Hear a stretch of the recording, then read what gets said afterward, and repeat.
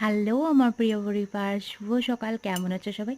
আশা করি সবাই ভালো আছো, সুস্থ আছো। আমি অনেক ভালো আছি। তো সকাল, সকাল চলে আসলাম তোমাদের সাথে কিছু মনোরম দৃশ্য নিয়ে।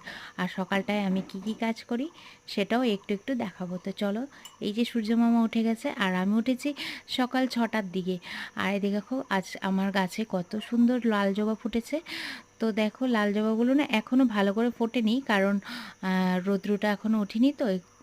তো এখানে যেহেতু এখনও শীত শীত, তাই এখনও মানে ভালো করে ফুলগুলো ফুটছে না। আর ওই গাছে খুব সুন্দর একটা ফুল ফুটেছে। এদিকে দেখো সকালে স্নান করে আমি ঠাকুরকে ধূপধুনো দিয়ে নিয়েছি। এখন বাসি বিছানা উঠাবো। বরমশাই চলে গেছে চাকে দোকানে। তো এদিকে দেখো আমি পাখিদেরকে চাল দেব।